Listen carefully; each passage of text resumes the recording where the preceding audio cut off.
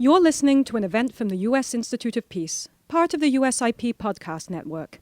For more information about our work around the world, visit usip.org and check us out on social media.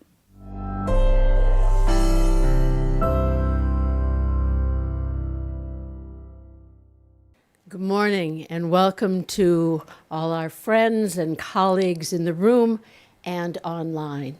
I am Marcia Carlucci, and for the last 4 years, actually since the inception of the Women Building Peace Council, I have been honored to serve as co-chair along with our moderator, Megan Beyer. It is fitting that we gather today in March, a month in which the U.S. celebrates women's history, and the world acknowledges and observes International Women's Day. We are here to recognize 4 extraordinary women whose invaluable contribution to peace is an inspiration to us all. We celebrate their courage, their vision, and their unwavering commitment. These 4 women are from the Democratic Republic of Congo, Kenya, Syria, and Haiti. These women continue to advance peace by mediating conflicts with armed actors, building systems to holistically address the needs of marginalized women, youth, and persons with disabilities, training networks of peace builders, and adopting creative forms of trauma healing. The world needs the example of the women to learn how to yield to a different kind of power and influence, and one that carries us toward a more secure and peaceful world. Yet these women are not alone. Countless women risk their lives to create peace in their communities. This year, as in years past, the Women Building Peace Council and the USIP team has put out a call for nominations. From 42 countries, we received 150 nominations of women from civil society, women working on the front lines. The council then began the very difficult adjudication process that rendered our finalists and our single awardee. And so it is my privilege to introduce the moderator for today's conversation with USIP's 2023 Peace Builders, Megan Beyer. Megan is a journalist, a lifelong advocate of women's rights and gender issues, and co-chair of the Women Building Peace Council. Megan? Thank you so much. Thank you, Marcia, and happy Women's History Month. And if you listen to the UN last year with their report, there is some history that we're not living up to what we should be doing for women and girls all around the world. But you know, sometimes it's those moments of difficulty that have us turn to action. And so there is some hope in that. And in fact, in the year 2000, there was some bad news as well, sort of like the bad news we just got from the UN last year.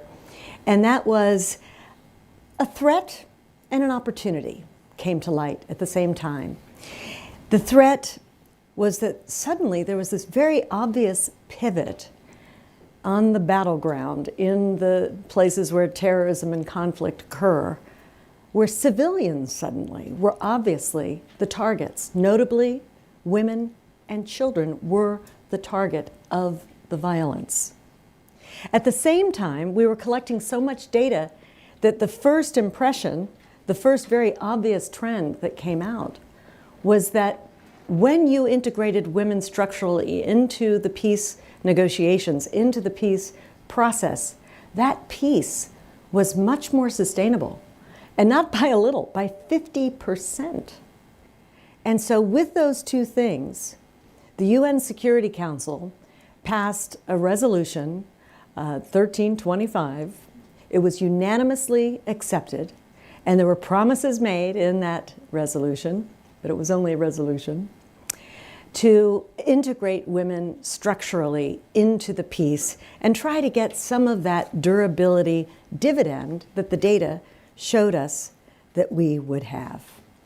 Because, you know, it was an appreciation of the importance of women, of what women do. You take out the women, you take out the village. The militias and the terrorists knew that. You put women in the lead on peace, and you have a stronger peace. You have a durable peace. And so, while it's a bad news, good news situation, it's a situation that clearly arises from a recognition that women are really the answer. And that's what you're going to learn about today with our finalists and our winner of our Women Building Peace Award. The stories of the finalists and the winner this year trace the geography of some of the most war-torn, conflict-plagued areas in the world. And we will begin in Syria. Abir Haj Ibrahim, please join me. What began as protests aimed at Syrian President Bashar al-Assad in 2011 exploded into so many years of civil war, with a virtual proxy conflict taking place in Syria between the United States and allies and Iran, the Islamic State, Hezbollah. Add to that 2023's earthquake, and Syria has become a place of the largest displacement in the world. Internally, 6.9 million are displaced, with more than 5.4 million displaced abroad. Add to that, and I hope the numbers are right, you'll correct me if I'm wrong. But you add to that the attacks in Israel and Gaza and all the tension and violence. It's unimaginable destabilization. So I'm setting the stage. Please let's watch this video before I let you have the opportunity to speak with Abir.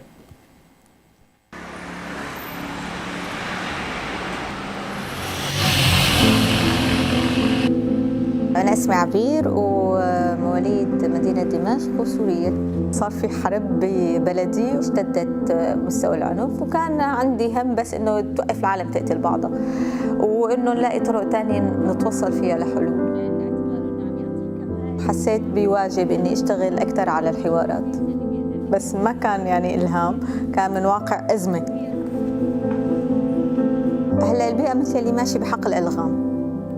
وهي الألغام ممكن تكون لغم سياسي، ممكن يكون لغم مجتمعي، ممكن يكون لغم أمني بيخص حياة الأفراد.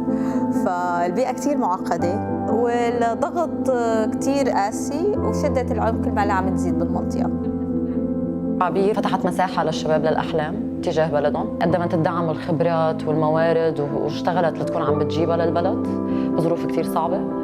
نحاول نخفف شدة النزاع والعنف على المستوى المجتمعي، يعني بنشتغل كتير على الوساطات المحلية، بالإضافة لبناء القدرات الشباب والصبايا ليكونوا أكثر قدرة على التعاطي مع النزاعات بمنطقتهم وبمحيطهم. العدالة شيء أساسي لعملية بناء السلام، بس بدها تكون معمولة بشكل مجتمعي. لهيك أنا باعتقادي إنه العدالة هي شيء كتير محلي، شيء كتير بخص العالم أصحاب القضية، ما بخص العالم يلي يمكن ولعوا القضية بوقت من الأوقات.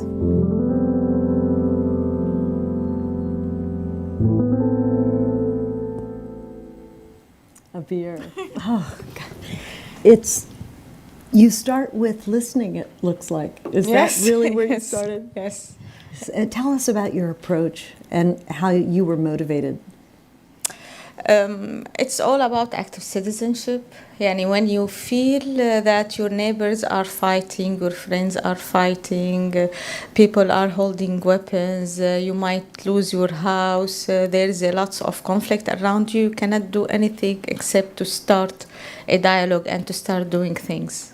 And what came of those dialogues that we saw? There were so many output for the dialogues. It's according to the groups and it's according to the conflict areas that they are coming from. So it might be around thematic issues related to the resources, because we have less resources now in the country. It might be dialogues related to building trust process. With the different ethnic groups, and it might be also based on political backgrounds. It might be coming like solution-based dialogue. So there are several kinds of dialogues that we operate, and each one has its own objective. And what comes of that? Comes of that dialogue? Actions. Mm-hmm. The blah blah dialogues, it's over. Actions. No time for that. There is no time. And even the building trust process at the beginning of the crisis, it needed a lot of patience, tolerance, listening, hearing, coming over our personal conflict and stepping inside an area where we have a common understanding about our vision to the country. So now there is no time to have like any kind of normal dialogues. Mm-hmm. It have to be based on actions, and everyone is involved is taking that actions into the work that he's doing or she's doing. When we hear about the situation in Syria, it just sounds so overwhelming. Mm-hmm. Is the dialogue process that you've initiated and been involved with, does that give people the confidence to move towards some kind of positive resolution? I mean, I almost wonder how you could have the faith and the hope to do what you do given these circumstances. I will be surprised to see that the people have the enough resilience so far, especially the Syrians. 12 years of conflict, COVID, earthquake, regional conflict, and we are still continuing. So that you cannot like say I'm sitting home, I am tired, while you are seeing that the people are engaging and they are coming, they are putting effort, they are paying from their own pockets money for transportation, which is so expensive in Syria, just to be engaged, and they want us to listen. And our duty is not only to listen and to do what they want. So it's the only bubble of oxygen that we could provide for the people who were under this conflict for so many years, including me. I need also this bubble of oxygen from time to time. We think of women as having the strengths of relationship and communication. I mean, it's sort of the bottom line of the magic powers that we hold. And it seems that this peace process and this peace initiative is driven by that. What actions have come out of the communication and this dialogue that is the oxygen that have some traction that you have most hope for? Giving more resilience and more hope for people to continue, reduce the level of violence, asking people not to hold weapons against each other, bringing a common understanding about the future, acknowledgement and valuing the diversity in our community. We did not have the chance to listen for each other before. We were like in isolated islands. But unfortunately, there was something good in this conflict where we could come together, listen to the Kurdish case, listen to the religious diversity, bring North with East, with South, with West together, and to think and to have a dream. And we have the right to dream. And these dialogues give us the right to dream. And it looks like it's mostly women. In the video. Yes, it is more easier to bring women to dialogue than men. You think? Yes. And I think that women have so much in common, being mothers, for example, and the threat of their children being recruited and by militias. And is that something that binds the women? And frankly speaking, there was an incident during the high level of conflict between women coming from the coastal region and women coming from the inner region. Both women have different political views, but both women came together just to try any effort to stop the war because they don't want more children and more families to be killed. So the women have this kind of peace initiative. Sometimes, and it's a rare percentage, that they give arms to their children and they ask them to fight, but not in the case that we met. I did want to make one note about what happened the other night when you got your award. And we do have a woman leader at the United States, Ambassador Linda Thomas Greenfield. And I know you had a private conversation with her. And I just wondered how that went. Actually, it went very good because deeply in my heart, I believe that there is something called women for women and women to women. So our duty is to support the women in all levels, when they are fragile, when they are displaced, when they are in a decision-making positions, making things happening so they can take the right decisions, the peace decisions.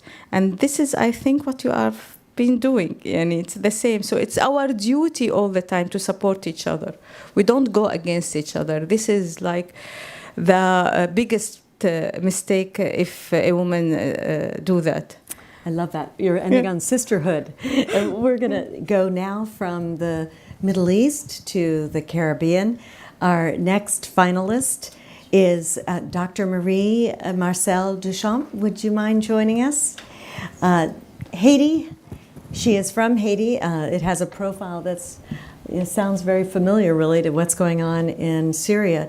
The devastating 2010 earthquake, and then Haiti's socio-economic, political and economic unrest over the past 5 years, including the brutal assassination of President Jovenel Moise in 2021, armed gang violence, sexual violence, kidnappings, other crimes have destroyed the social fabric of Haiti, in the city of Port-au-Prince, where gangs terrorize and rule over large portions of the population.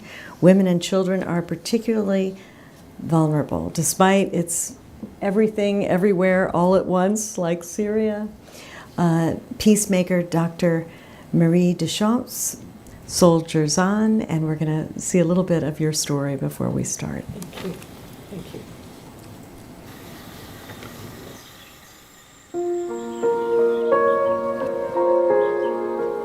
My name is Marie-Marcelle Deschamps. I'm from Port-au-Prince, Haiti.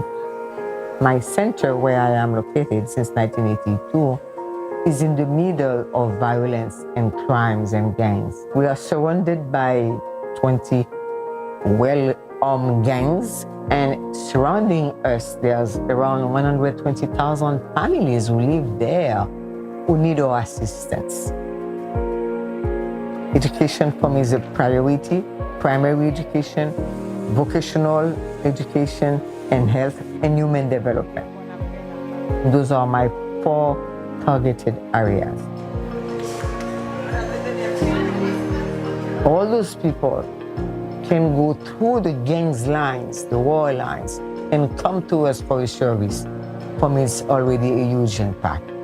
Toute aide qu'elle est capable de nous, mais elle forme nous tout, li ban nous un métier. Qu'on y a nous gros boss, nous avons plus bel travail que nous avons fait.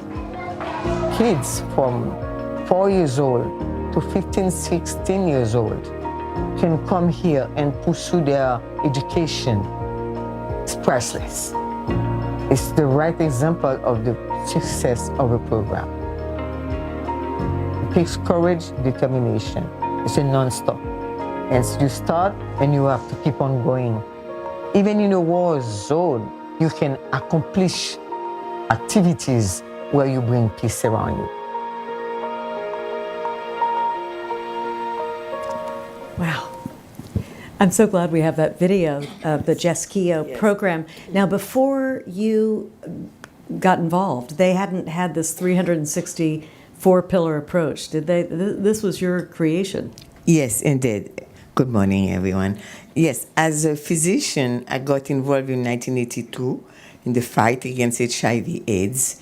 And so I had the approach of communicating a lot with my patients. I do believe in the face-to-face meeting with your patients. And it's like you got into intimacy with them and you hear, you communicate. And from there, I was targeting mainly women because they were more at risk.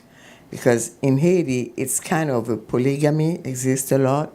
And I realized very early that the women were dependent on their partner and accept domestic violence and other gender-based violence. And I realized very early that I had to integrate more because they were asking for more. And some of them were even saying, "Doctor, I'm being treated, healed from HIV, but I have no way to send my kids to school. I have no way to feed my family. I do not have access to jobs." So I went to meet my staff. I said, "We're going to create a school." And they looked at me like, she's crazy. And then I said, "No, let's start there." And we created a primary school. And then they said, "Doctor, we would like to find a job." I said, "Okay, let's start working with vocational school." On the same campus, we find a way to find resources. And the PEPFAR program has been key because it allows us not to worry about the cost of the drugs, because the PEPFAR program gave us the opportunity to have access to the drugs. So I had not to worry about the drugs, but I had to worry about the primary school, the vocational school, and also caring for the rape victims. And that's all it started. And from mouth to mouth, it spread out. And then unfortunately, like you said, in 2021, the president got assassinated. And with no leadership whatsoever, so gangs took over, and they used women as their weapon because they need to control sectors. So that's where we are now. It is estimated actually now in Haiti that there will have more than 100, 200 gangs because they are spreading around. There's no police, there's no army, there's no 911 to call, there's no way to report, so we are left alone. But amazingly, every day I leave home, my family is worried for sure, but I leave home and I go in that slum where there are so many gangs around, but at least they let me go. They know who I am. They recognize my car. And if there are barricades, they just open the barricades. They say, "Let her go. She's going to GHESKIO." So in a way, I'm very grateful that I'm able to offer this kind of services and have such a huge impact. And do you think that you have been safe because people know what you're doing and respect it? Oh, yes. Even these gangs? Oh, yes, definitely. The only thing, there's what they call some territories. Mm-hmm. So you can't be dealing with gangs from another territory when they are fighting each other. It's mainly, I would say, an issue of poverty as well, and lack of leadership in our country, where we are left alone, where civil society has to take over and take actions. So women, myself, I realized very early that I had to work with the women, mainly the head of the family, to convince them that being together and working with me, we can change. And now, what is amazing is to see, beside all these catastrophic situations, the kids can have access to school in my area. But yesterday, I've heard that they were shooting by the campus, and they were shooting by the airport, and so all the patients had to run away, staff had to. So the situation is tragic. Well, that's what I was wondering. How do they get to school every day, given this violence around them? It certainly reflects that they value what you've done, and they're going to risk their lives to try to get some semblance of order and catch that education that could mean hope. I think what you're saying is right, is what happened, what do I say, how do I push? I think they've seen me a model, And when a commercial sex worker come to me, I said, you know, the difference between you and I is my level of education. I went to school. My parents insisted that I had to school. So they take it as a model that if they send their kids, they give them access to education, they see the future, they see it better. And women, we care about our children. We care about our family. We want them to do better than us. And so they will go through the guns, the fire, the gangs to make sure the kids go to school. But there's a certain point of time where I said, please be careful. Do not take the risk. So sometimes we have 100% in class, sometimes 60%. So we need to do better to address the security. Without peace, there's no way the country can progress. We need to focus on what we do, what are the priorities. You know what I love is that you were saying before this program that you never thought of yourself as a peacemaker before. Yeah, that's the first time I realized this week that I'm a peacemaker. That's strange. You know, you take actions, you do your daily activities, you're sure you're convinced in what I'm doing. And when I got the award, I said, that's fine, let me go to DC and I will learn. And then from day one, day two, I said, I'm a peace builder. And it's amazing.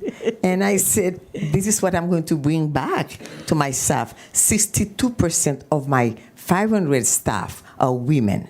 So I'm going to go down. I said, women, we are peace builders. And that's what we're going to do next and next and next. And promote it and expand the program of, who knows, maybe one day Haiti will be able to have an Institute of Peace. Yes. And we'll be leading the program, learning from each other. And I realized that from Congo... I think we know who could run it. I don't know yet. From Congo to Syria and really Kenya, I think we are a lot of things in common. And the lesson we learned here, thank you, we are very grateful. We learned a lot from this meeting with you. Thank you. Okay, very good.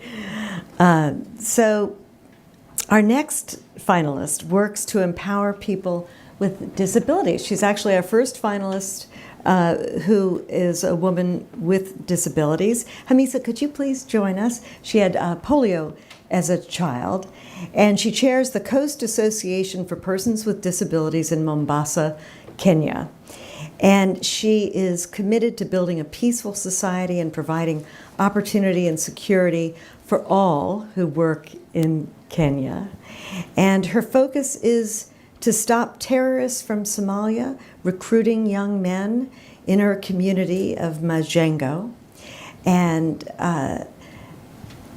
Hamisa Zaja has supported hundreds of youths in starting their own businesses. Again, we're hearing this theme of education and training to create some hope in the future. And so we'll take a quick look at this video and we'll start our conversation.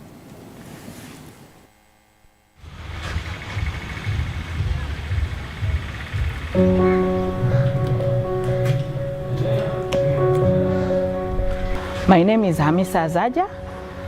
I'm a woman peace builder from Mombasa, Kenya. Majengo is a cosmopolitan city with so many urban challenges and people from different backgrounds and also religion. It's a place where conflicts cannot miss. I started way back from 2005 to do peace work. My work goes direct to empowerment, tangible income generating projects that enhance people's life. The resource center is getting out every year more than 1,500 youth, women, and persons living with disability with empowerment. They move on with different life skills that focuses on building their livelihood. As for today, I'm walking away with my machine and I'm going to start my own business to make my own capital, and I'm happy.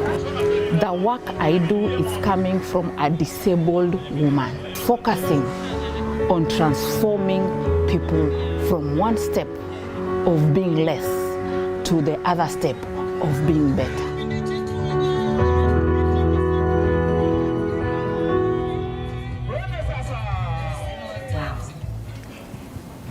Hamisa, do you think that maybe having a disability has made you sort of the person who would step up to give hope to others?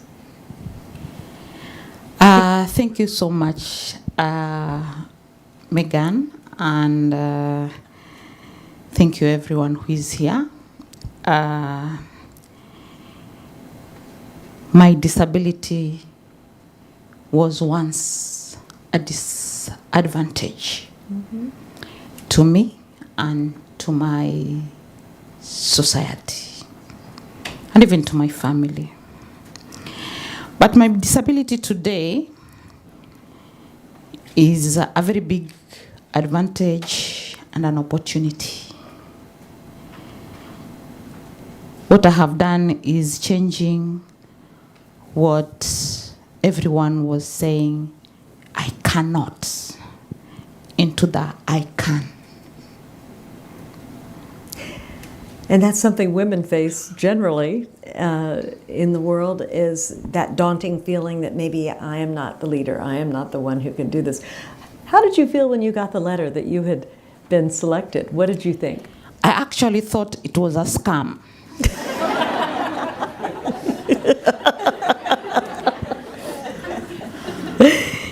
Until I read it for the 5th time and saw some names that I know that they nominated me. So then I called my son and actually wanted to make sure if maybe I missed some English words that I didn't grab from school. So I told him to read twice and understand. And he was also confused, and he was like, Mom, this is huge. Especially that part that said, it will remain confidential until when we announce. I said, this is huge. Can we call these people and confirm they nominated you? So we started calling. And these people said, yeah, we received the call for proposal, and we proposed you for this because we know you were. I said, really? You think I'm that person who will go to US? And said, yeah, that's what we think. So we decided after a few hours to reply. Until when the response came up and said, now we are going to take the process on. Then I said, oh, it's not a scam. It's real. So you know what I find so interesting is both you and Marie seem to have what we kind of think of as the imposter syndrome, like, oh, it could not be me. And yet, oh my God, what you do every day, you should get this attention and more. What do you think this does for people with disabilities? Actually, first, before I go to the rest of persons living with disability, I would say, to me, this is huge. This is very huge.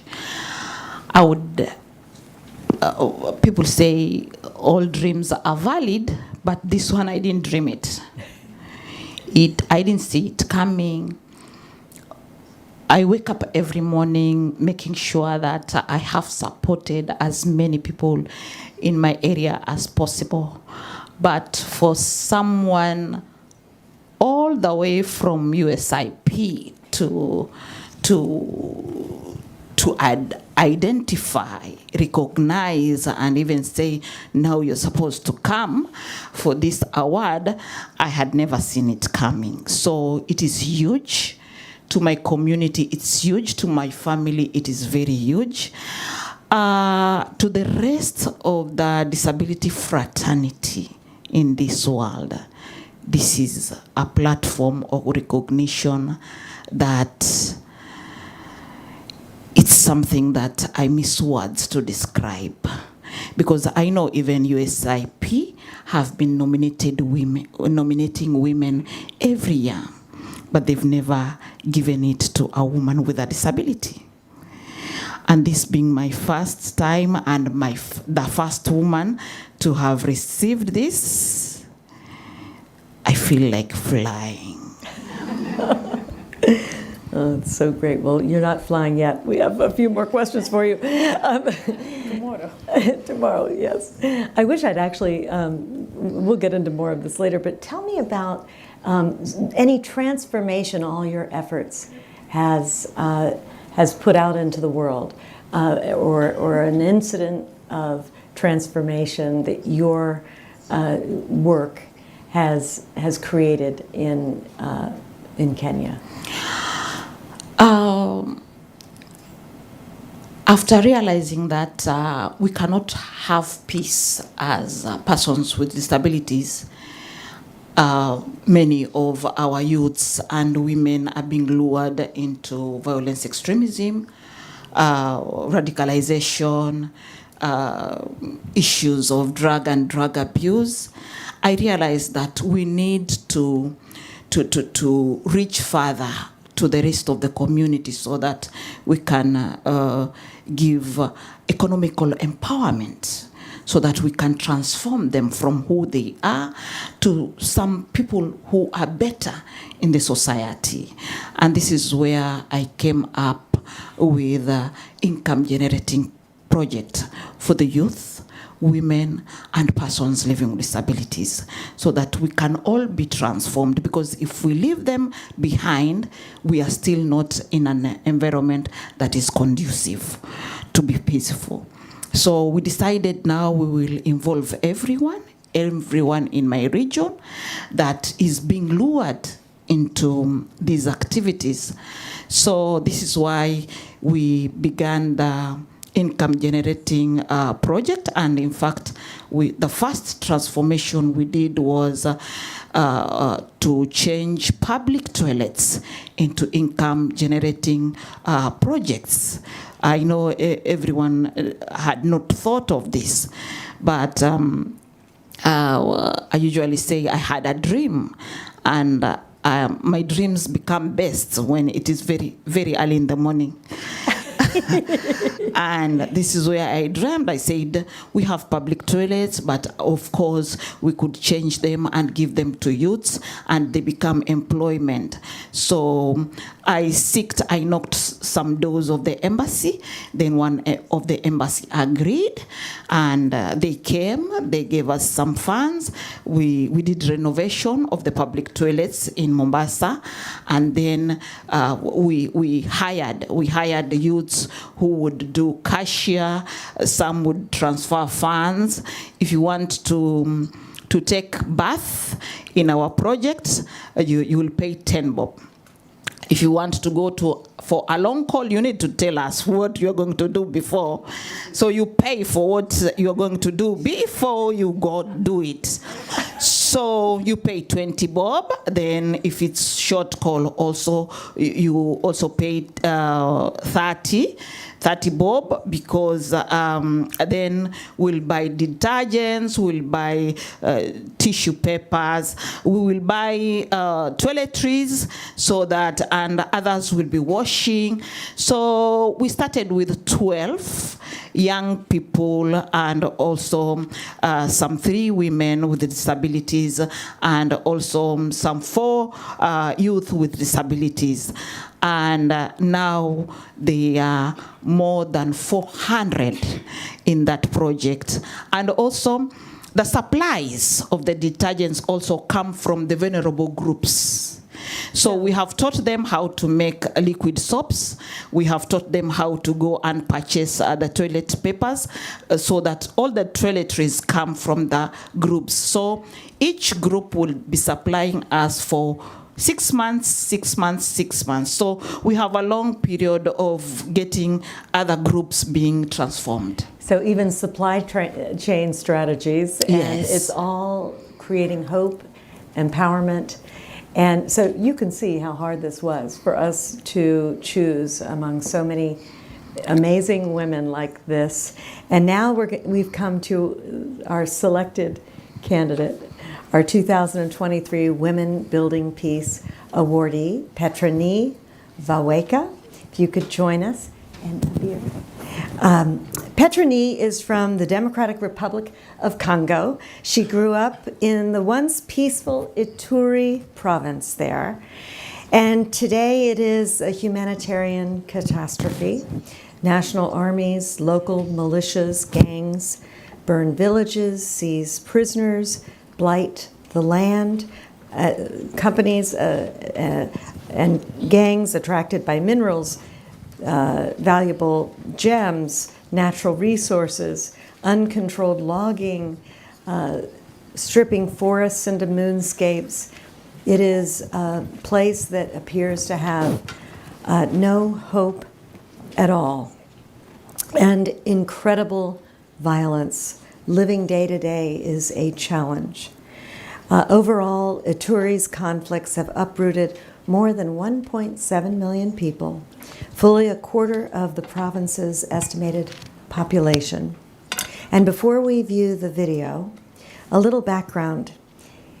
She has said that her peace-building courage is multi-generational in her family. And she tells the story of her grandmother going out to farm one day from the village. And suddenly a huge leopard confronted her. And this was in the days when in Ituri, that was the big danger, a leopard. The leopard was snarling angrily. Slowly, she bent her knees to lower the hoe and knife, and she told Pétronille, I began to talk to the leopard. I looked straight in his eyes, and I kept my voice calm and even, and I told him, leopard, you and I, we are doing the same thing this morning. You are looking for food to eat, and I am going to my field to grow crops for my children. Let us not disturb each other. We have nothing to fear, you and I. And the leopard went away. So despite her fear, her grandmother showed only calm. And you will hear that that is exactly what Pétronille does. She has driven or sometimes even walked into unprotected, deep forests ruled by men with guns and grudges. She has negotiated ceasefires, freed hostages, and saved lives, standing up to commanders of some of the world's most violent militias. And it was her children who encouraged her to do it. So let's take a look, and then we will begin our conversation with our winner.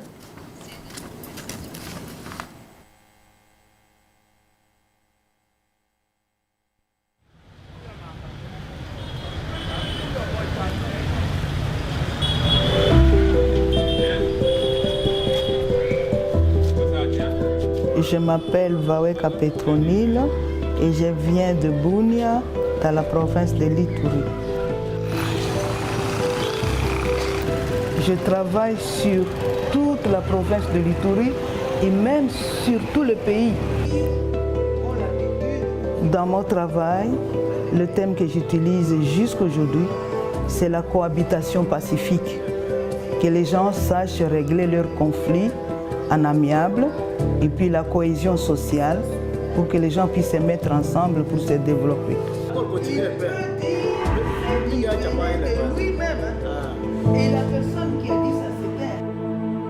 Il y avait la guerre entre les Hema et les Lendu. On tuait les gens du matin au soir. Tout le monde était, et ils ont fui chez eux. Et je ne pouvais rien faire que d'essayer d'arrêter cette guerre-là, pour arrêter les tueries des femmes, des enfants et de toute personne innocente. Elle était la seule femme qui devait aller retrouver les groupes armés dans leur cachette, là où ils habitent. Mais elle n'avait pas peur. Elle devait aller parler à chaque membre des groupes armés pour qu'ils déposent les armes. J'ai remis la justice, les écoles ont repris, les églises. Les grands problèmes que je rencontre, c'est avec qui n'aiment pas la paix. Ceux qui donnent l'argent pour les groupes armés pour qu'ils puissent se battre. Ce sont des personnes qui ont toujours cherché à me tuer. Quand votre case brûle, vous n'allez pas laisser votre maison brûler. Vous allez essayer d'éteindre le feu. Et moi, ma vie, c'est d'essayer d'éteindre le feu, d'éteindre la guerre et d'éteindre le conflit.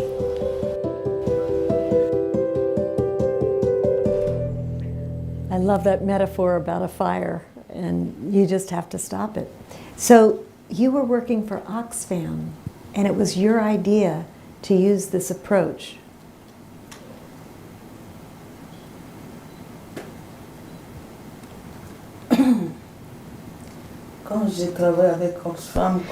When I worked for Oxfam as a humanitarian, it was to help people in displacement people's camps. You know, if people get displaced, then they are sitting under their tents and there is no water because they left their village. There is no water, there is no food. So Oxfam had this program, and I was the person who was responsible for this program. I was the one who has to bring the water to this environment, and also to help with hygiene, because, you know, if you're a displaced person, then you don't have anything to wash yourself with. And I remember that my first assignment as a humanitarian, I had to go through the Hema territory and the Lendu territory, and they were in conflict. Now, how did I do that? You know, I went through the territory of the Hema, and they said to me, well, if the enemies are going, if the humanitarians are going to pass through their territory to go to their enemies, well, then we cannot let that happen. And so they asked me, well, Pétronille, can you help us to reconcile these people so that humanitarian aid can be channeled? And I have never done something like that. And so I started to reflect. I was talking and working together with the chief. And at the end he said to me, okay, the humanitarian aid can be channeled through our territory. Then my boss said, well, Pétronille, can you not work for peace? And I said, no, look at what's going on around me. People are killed. I have children. How do you want me to go to war? And at that moment in time, the war separated me from my husband. For 7 years, I didn't know where my husband was, and my husband didn't know where I was with the children. So those are things which happen during war. And it took me 8 months. During 8 months, I said, no, I'm not going to do this. And at the end, my boss said to me, oh, Pétronille, I really think that you can do it. At the end, I asked my children, I said to my children, this is what they ask of me. And I thought that my children would say, no, don't do this. I left the decision to my children. If my children had said no, I would not have done it. But strange enough, the children said, you know, Mother, I think that you can do it. God is going to help you. And when the children said that, then I was proud. I said, okay, I'm going to go. And then I started out very slowly, and here I am today. Wow. So, well, those children had confidence in you. What is it like? How are you like your grandmother, appealing to the humanity of a leopard when you're talking about, when you're trying to do these negotiations, when you're advocating for peace in these very dangerous situations?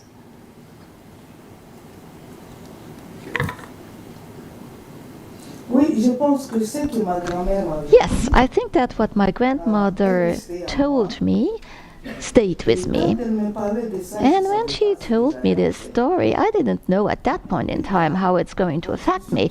But later, when I was in a scenario of danger, when I was facing armed men, then I was thinking about what my grandmother told me in the days. And you know, there were lions, there were leopards, there were elephants which could run over me. And so what is the attitude which I have to face these dangers. And how am I going to react faced with these militias? And I think that to bring about peace, you have to transform yourself within yourself. I was not like you see me today. I was getting angry, you know. I was boom, boom, boom. I didn't have this patience. When I waited for somebody and the person didn't come, after a few minutes I left. And the first step I undertook was to change myself. And that was the most difficult thing, because you have to say no to what you liked in the past. You don't have the same choices in your life, because, you know, if you work for peace, that is very difficult, because you don't eat when you want to eat. Sometimes I am not eating for 4 days. You have to do lots of sacrifices, and it made me become very humble. You know, I was an unarmed woman facing armed men. Why is war continuing? Because the whole entire world thinks that war is the solution, but then after all we see that war is never the solution. You have the guns and the bombs, and on the other side you have the same thing, and people are fighting. I understand, and I understood that on the other side of these weapons, if you have peace within you, you will win. And this is what my grandmother taught me. You look the danger right in the eye, and then you are peaceful within yourself and you make peace. And this is how I won. But sometimes it was very difficult. I had to work on myself. I had to humiliate myself facing the danger, but I was always the winner. So you said something when you received your award the other night. And I think we need to listen to you, because you are the experts in peace building, and you talked about how the rich minerals, gems, forests of Ituri, your beloved Ituri that you grew up in, that was so beautiful at that time when you grew up, and how that has become the reason for so much of the conflict in Ituri now. And you proposed a peaceful unwinding of that.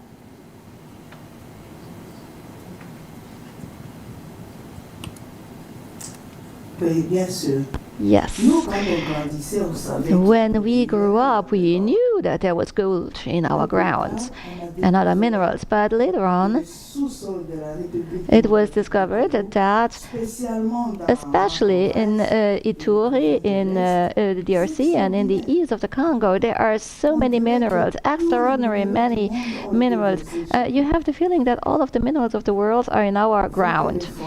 Your cell phones, you know, the minerals in your cell phone come from us, from our grounds. Your laptops, your electric cars. There are people who are also manufacturing bombs, and all of these minerals which are used to do all those things are in the grounds. And there are probably some minerals which have not even been found yet or discovered yet. And you know, it is because of money, and everybody needs the minerals, right? So there are thieves. Thieves are coming to steal our minerals, and they kill. There are so many weapons which are circulating in my province. And you know, I work with the armed groups, and when we work on disarmament, then we ask them to hand over the weapons, and they do it. Once I was a political authority, I was a governor, and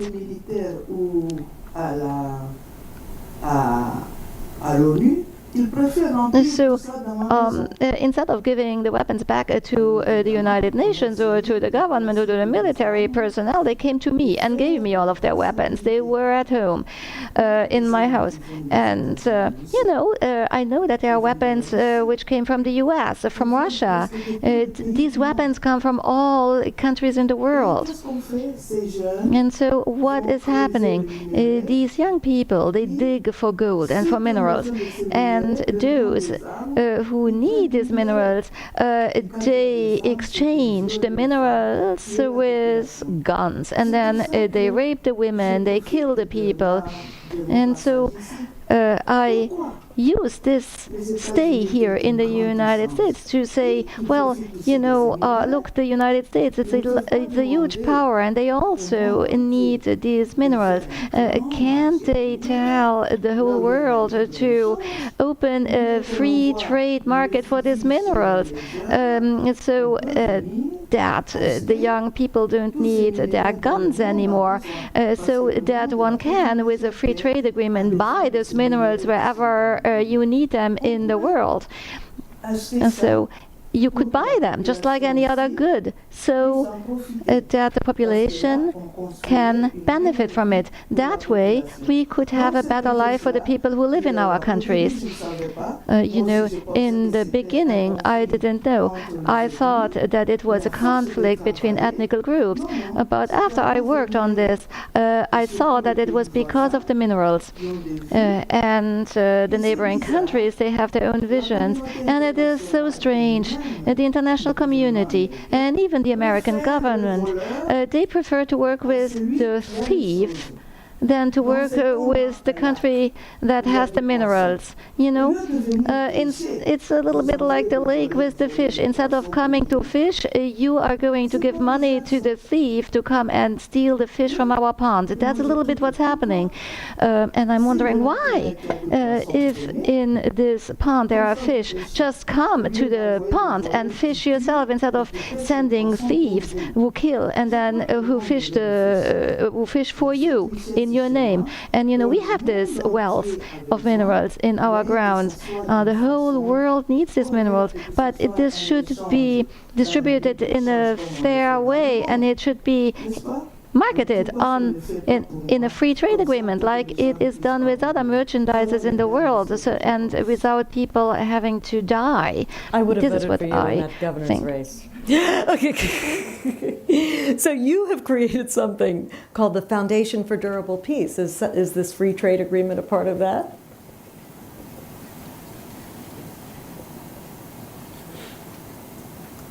No, not at all.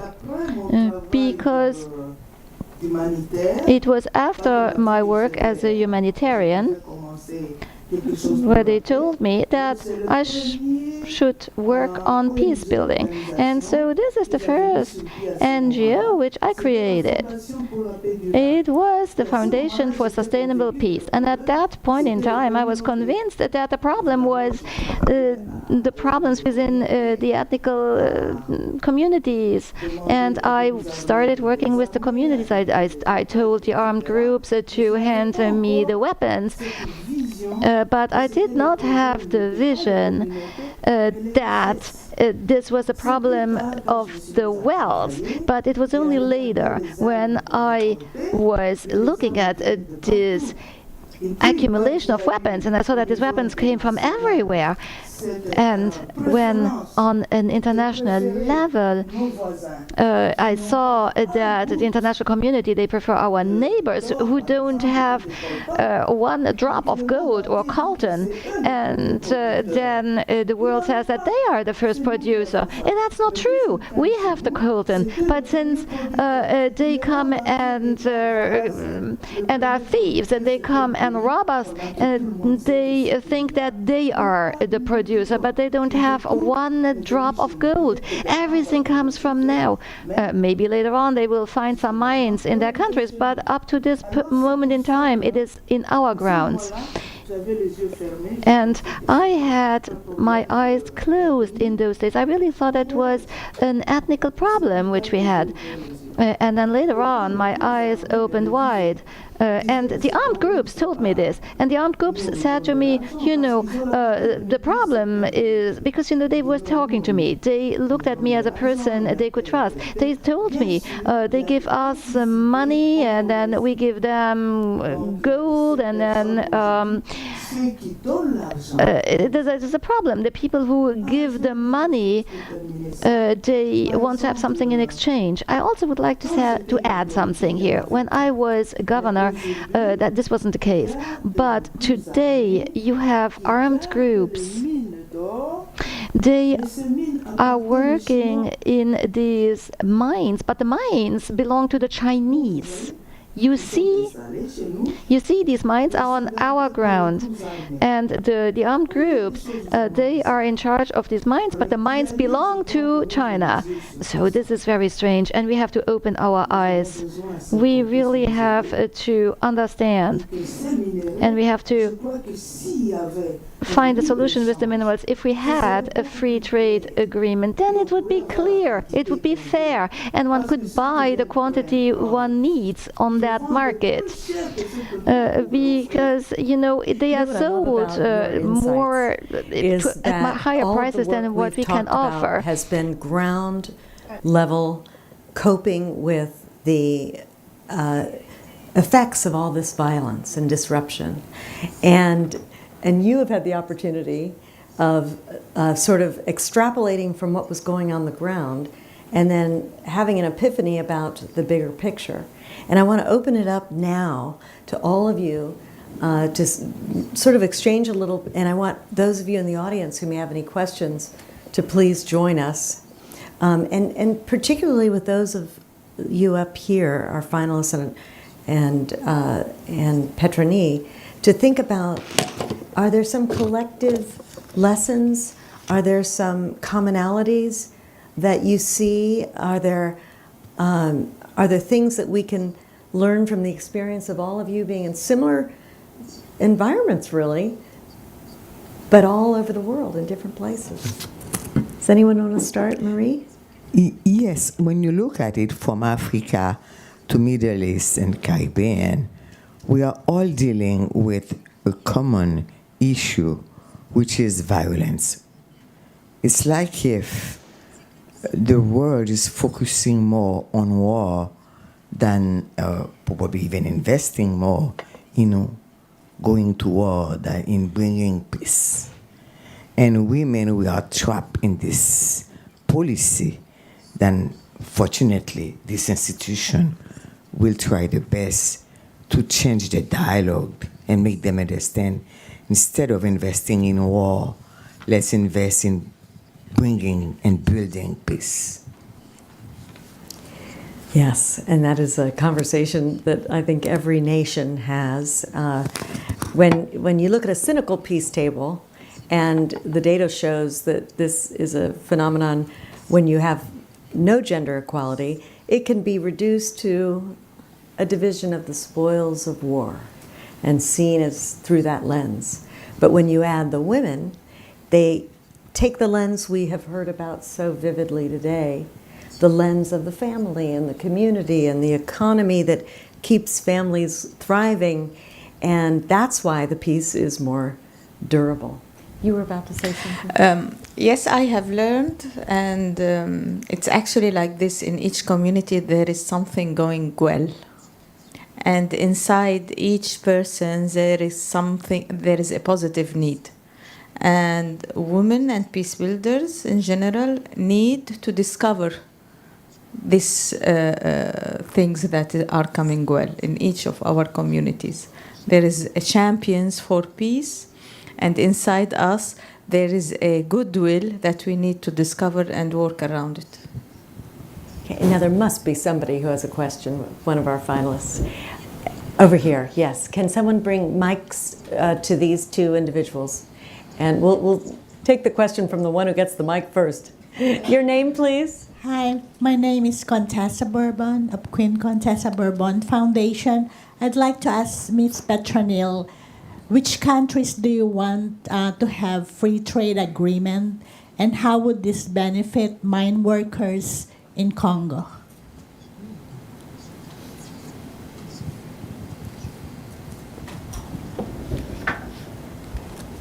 Bon, quel pays? What country? Là, en tout cas, ce que je sais. Well, as far as I know, c'est que la technologie a besoin de minéraux right now needs the minerals that we have. And that technology is used by all countries, any country that wants to evolve. What country exists that I could mention that doesn't have cell phones and doesn't have gold? What country isn't thinking about electrical vehicles and those who want to go to war? What country doesn't need uranium to make its bombs?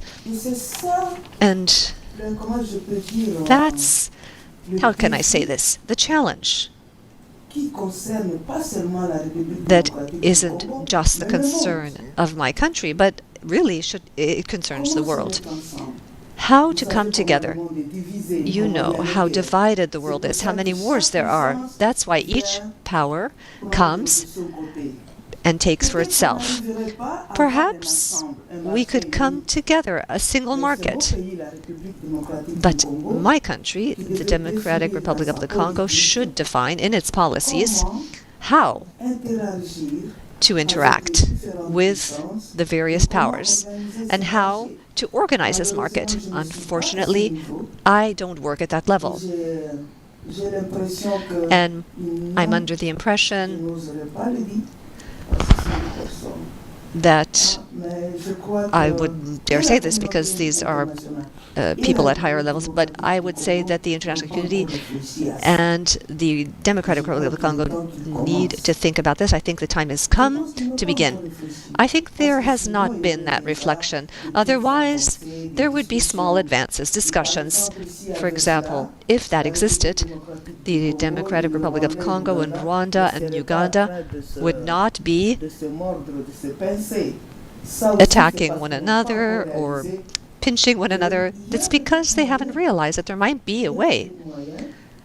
There might be a way, through dialogue, through diplomacy, to find a path.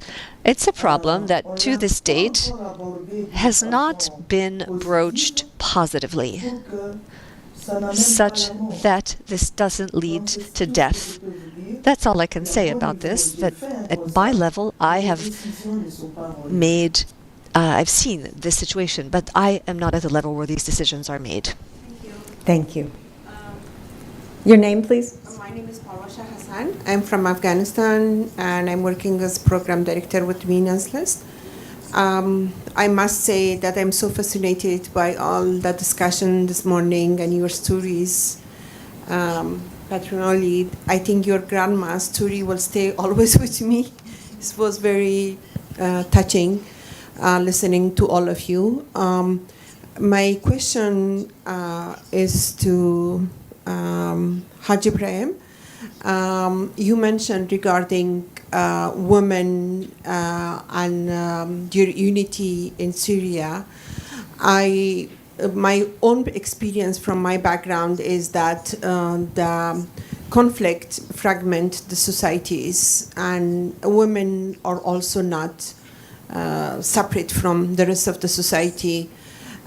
So I'd like to know what keeps women in Syria glued to each other. What are so special that keep their unity together, which is very much important. And I also have question to, sorry, I forgot the name, Madam from Marie? Marie? From Haiti, yes. Yeah.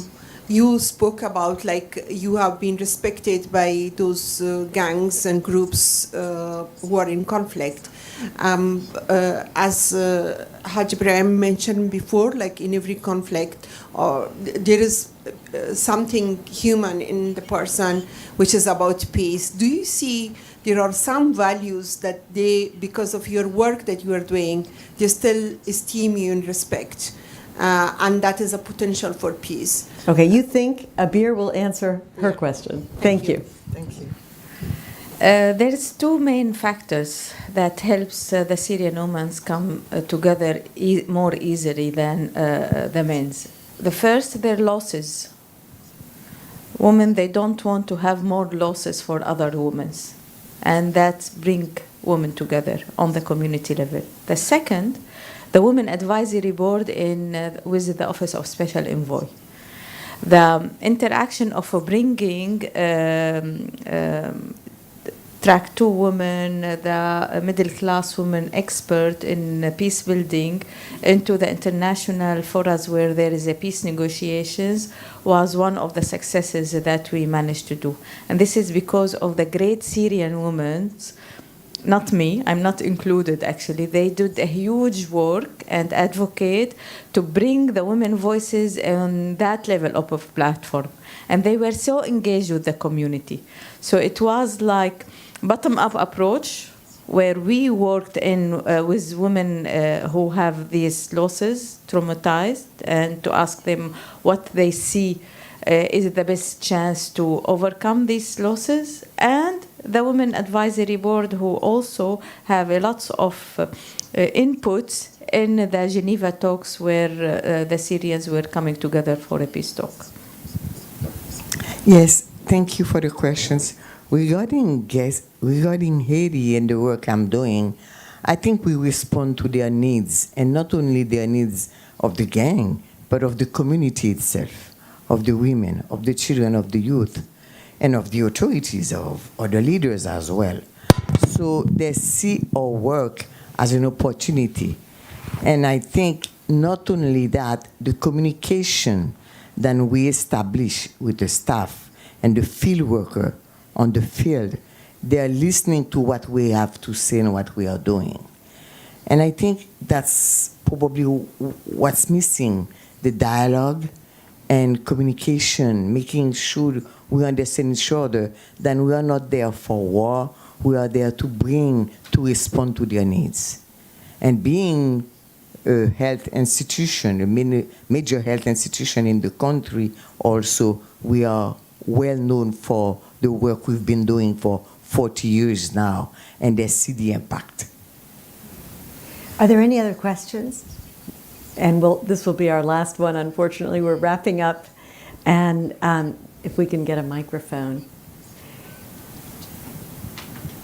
Thank you. My name is Stacy Shamber. I'm from the International Civil Society Action Network, or ICANN. Thank you very much for all of your remarks and being here today, and congratulations to all of you. I think it was in the video profiling Pétronille when you said that one of the greatest challenges is speaking with those actors who are funding the armed groups. And I think across all of your contexts and all of the conflicts in which you work, there are people who have a vested interest in the conflict. So my question is, how can the international community best intervene or best support you to intervene in trying to bring them to the table and do the piece that you do? You know, Hamisa had sort of referenced that, I think, so I'll let you start, and any others who want to chime in on that. Hamisa. In many of the ways that we can stop war, many other times that we have three things.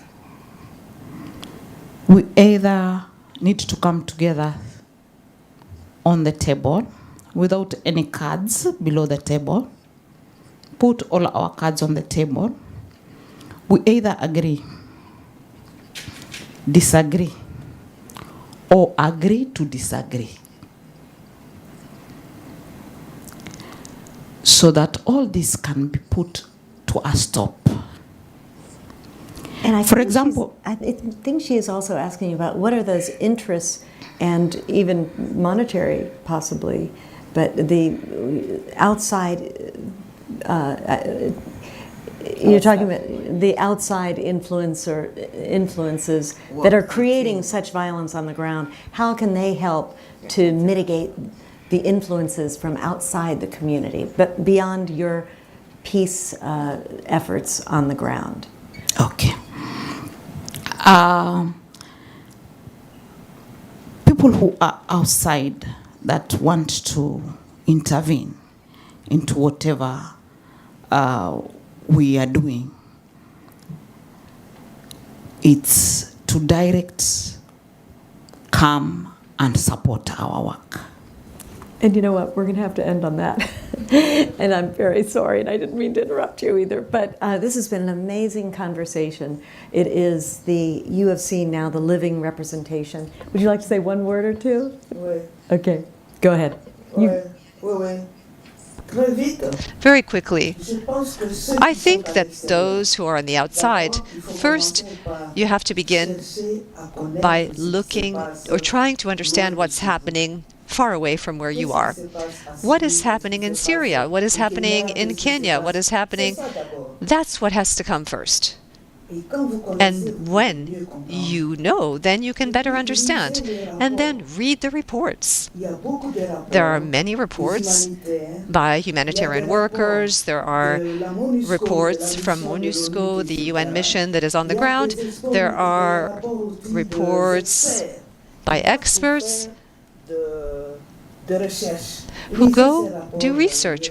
Read these reports. You will get a better understanding. For us, for me, we need to support women. Whatever the external reasons, but if the population has this resilience, support us such that women can find her place at the negotiations table, so that women can talk. They have their vision. They have their way of going about things. Women think with their heads and their hearts. Support women, and we will all win. Nobody can say it better than that. Thank you very much for joining us.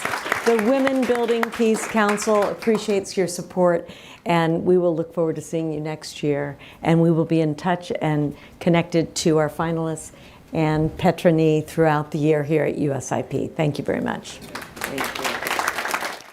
Thank you for listening to this event. If you'd like to listen to more events or explore our other podcasts, visit usip.org/podcasts.